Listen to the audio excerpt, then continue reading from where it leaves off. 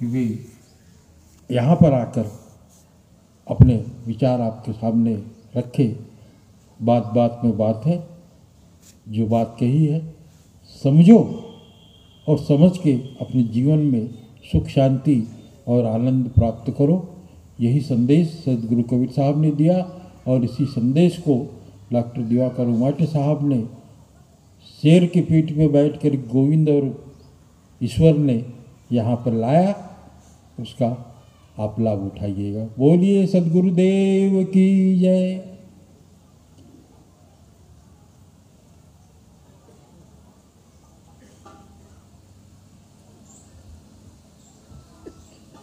हम सभी के परम आदरणीय सदगुरु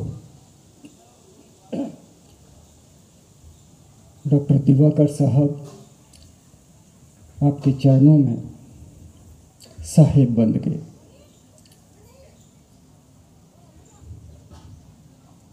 संत कबीर भेदवानी चैरिटेबल ट्रस्ट नागपुर के अध्यक्ष आदरणीय गुल्हाने साहब, मालवांचल सतनाम समिति के अध्यक्ष आदरणीय राठौड़ साहब, मेरे तमाम साथी भाइयों बहनों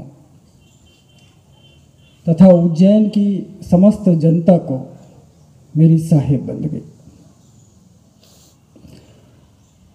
बहुत लंबे अंतराल के बाद सत्संग का पुनः आयोजन हुआ। सदगुरु की उपस्थिति में दोबारा इकट्ठे होने का हम सभी को ये मौका मिला। आज का ये पहला दिन है। आपने मुझसे पहले मेरे साथियों को सुना। हम में से चाहे कोई भी बोले, चाहे काका साहब हों, चाहे ईश्वर सोलंकी जी हों, चाहे जय भाई साहब हों, समझने वाली बात यह है कि ये हमारा अपना नहीं है। वो शब्द अपनी तरीके से बयां किए जा सकते हैं, लेकिन जो कुछ भी पाया, जिस किसी ने पाया, वो सदगुरु दिवाकर साहब से ही पाया है। इस वजह से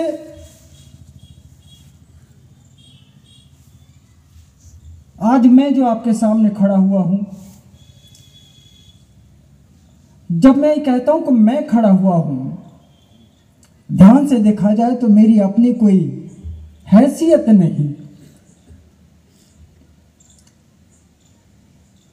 जो बल, जो अनुभव, ज्ञान जो सदगुरु से पाया है, वही ताकत बनती है और वही शब्द बनकर के बोलने वाले के मुख से प्रकट होती है। कबीर साहब ने एक जगह कहा है कि कबीरा गर्जे पुरुष बल चोरी करे न काल। कबीर साहब उस पुरुष सतनाम नाम नियक्षर के बल से गर्जा करते थे।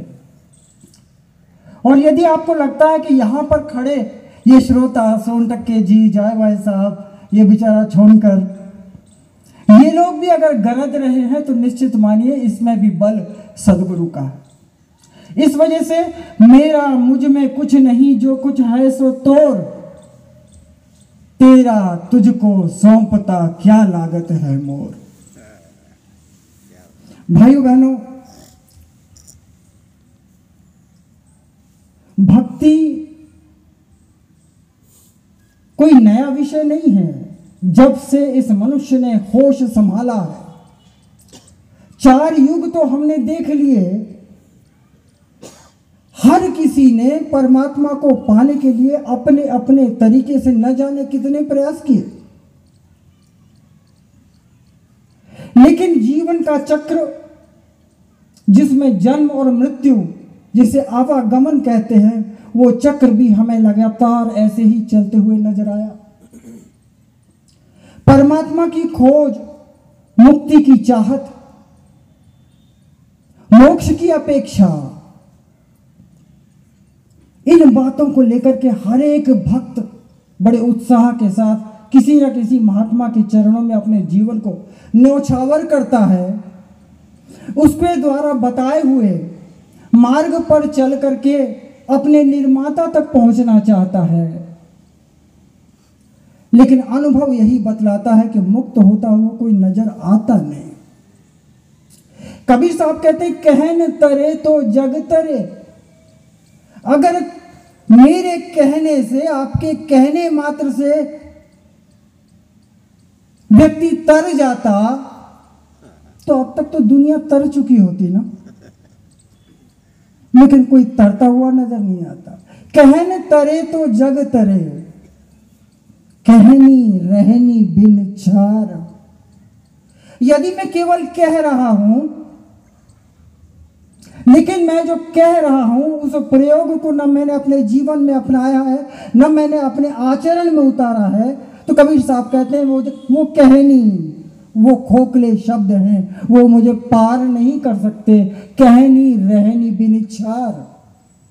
मेरी कहनी का मोल राख के बराबर है, माटी मोल है।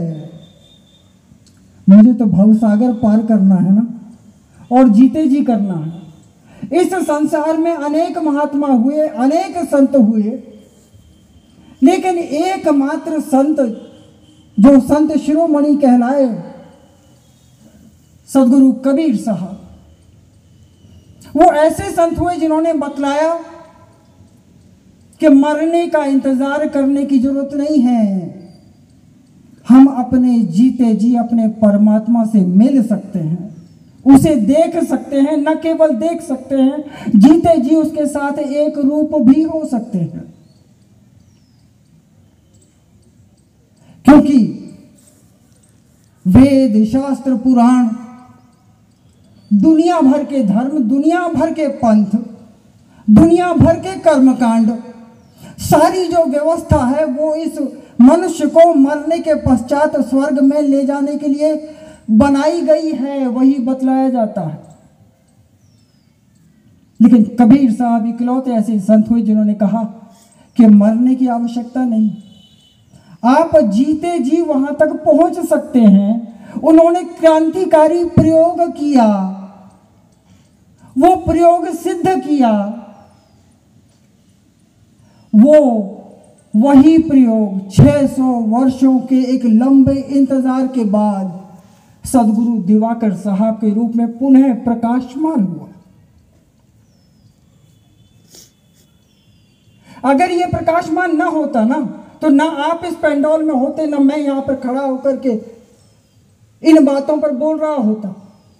ये हम सभी का सौभाग्य है कि वो प्रयोग, वो भेद जो जीते जी इस मनुष्य को परमात्मा से मिला सकता है, एक रूप कर सकता है, वो दिवाकर साहब के रूप में वो प्रयोग हाजिर है, वो उपलब्ध है। बहुत सारी बातें मेरे भाइयों ने कही, लेकिन अब कबीर की बात चली है, कबीर पर ही बोलने की थोड़ी सी कोशिश करूंगा।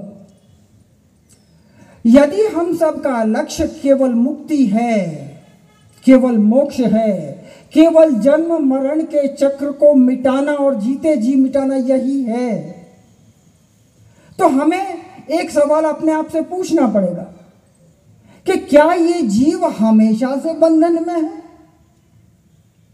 क्योंकि मुक्त कौन होना चाहता है, मुझे बताइए।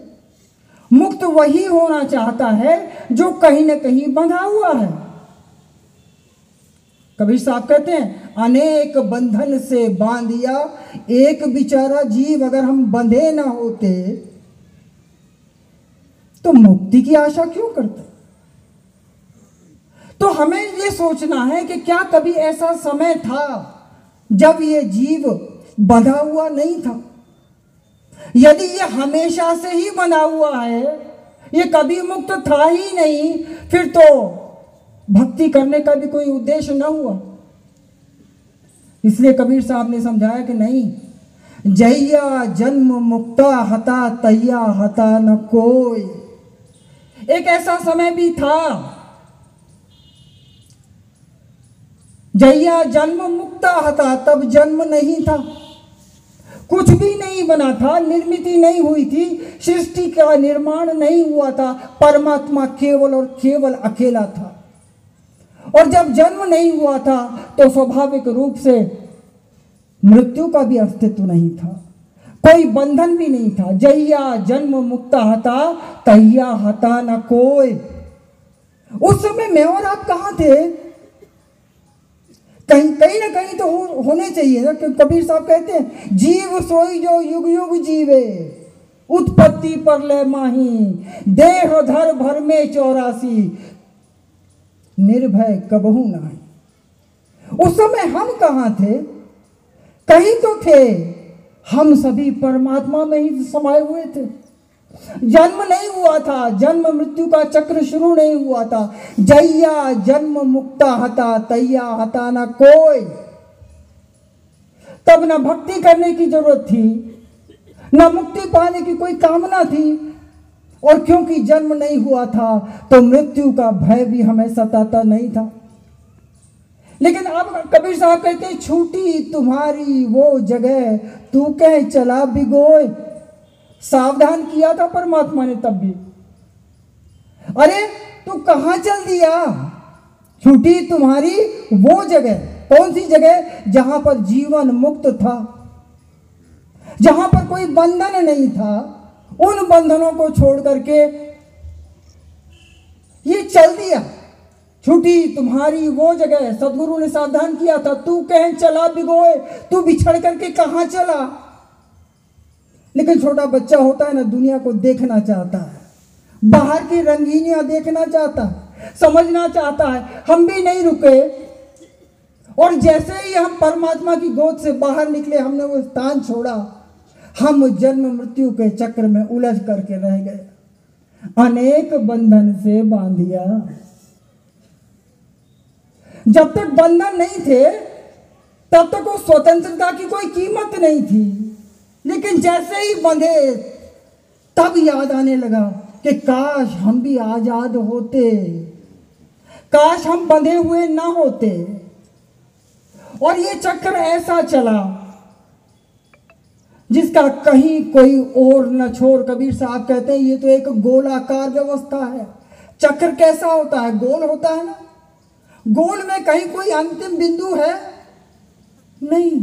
एक सीधी लाइन हो, एक सीधी रेखा हो, तो यहां से शुरू करो दुख तकलीफ में, लेकिन इतना तो पता है कि वहां जाकर के खत्म हो जाएगी। लेकिन उस चक्कर में तो ना कहीं शुरुआत है, नहीं कोई अंत है। न जाने कितने बार हम लोगों ने मनुष्य जन्म लिया, लेकिन योग्य मार्गदर्शन नहीं मिला। हम अपने आप को आजाद नहीं कर पाए। इसीलिए कबीर साहब कहते हैं, मानुष जन्म तो को दियो भजने को सतनाम, कहे कबीर चेत्यो नहीं लग्यो और ही काम। ये और ही काम कौन से हैं? क्या ये परमात्मा को पाने के लिए हैं? नहीं, उसके लिए तो नहीं हो सकते। उसके लिए होते तो परमात्मा को पा चुके होते ना, लेकिन उसे नहीं पाया। एक जगह आया है कि पशु की होत पन्हैया नर का कछु न हो। ये जो अहंकार में अकड़ता हुआ मनुष्य जीव आपको दिखलाई देता है ना, इसका वैसे भौतिक दृष्टि से कोई आप मोल लगाओ तो इसका कोई मोल है नहीं, क्योंकि इसकी कोई उपयोगिता भी नहीं है। पशु की होत पन्हैया, उस पशु की कम से कम आप चप्पल तो बना सकते हो, जूते तो बन सकते हैं, उसके चमड़ा काम में तो आता है। लेकिन मनुष्य, इसका तो वो भी नहीं हो सकता। लेकिन नर का कछु न होए। लेकिन देखिए एक दूसरा पहलू भी है। वो कहते हैं, नर जो करनी करे तो नर का नारायण होए। ये करनी करे, इससे तात्पर्य क्या है? वो गोलाकार गति में मनुष्य सबसे ऊपर है, वहां से वो परमात्मा के सबसे नजदीक है। एक छलांग लगाए और इस चक्र के पार हो जाए। वहां से सतलोक, वहां से परमात्मा बहुत नजदीक है। एक छलांग, एक हिम्मत, एक साहस जुटाने की जरूरत। लेकिन हम वहां पर गए, बार बार चूके, बार बार गिरे। 184 का खेल इसी को कहा जाता है। तो कबीर साहब कहते हैं जहिया जन्म मुक्ता हता तैया हता न कोई।